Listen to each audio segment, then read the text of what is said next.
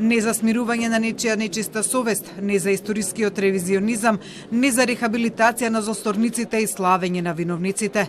Ова е пораката која денеска од Монополот, местото од каде во 1943 година во смрт беа испратени македонски евреи, ја испрати председателот на државата Стево Пендаровски со барање Бугарија да се извини за тоа.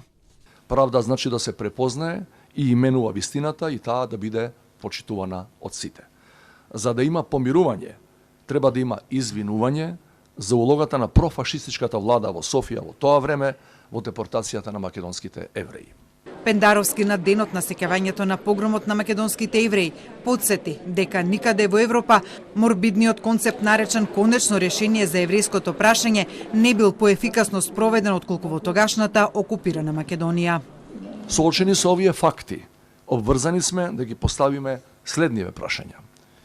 Дали ние, денешните генерации, имаме право да смируваме нечија нечиста совест околу Холокаустот на македонските евреи? Дали смееме да молчиме пред историскиот ревизионизам, што ги рехабилитира злосторниците и ги слави виновниците? Дали треба да заборавиме со чии потписи македонските евреи беа систематски лишувани од нивните граѓански, економски и човечки права и испратени во смрт? За обидите денес да се извитопери историјата на Втората светска војна и Холокаустот и да се глорифицираат нацистите и нивните соработници, денеска говореше председателот на Светскиот еврејски конгрес Ернест Херцог, според кого никој никогаш не помислил дека ќе има такви кои ќе се обидат да ги представат извршителите на Холокаустот како нешто друго освен убици.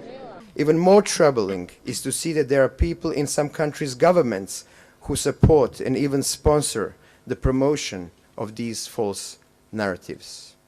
It is time to raise the alarm collectively because we live in a time when attempts are being made to rehabilitate criminals from the past and distort the history by declaring murderers to be patriots. На депортацијата на македонските евреи во Треблинка во 1943 денеска подсети председателот на еврејската заедница во Македонија Пепо Леви. Хитлер, Мусолини, цар Борис III и останатите членови на злосторничката дружина од досхата на Третиот рајх решија да уништат 98% од еврејската популација во Македонија.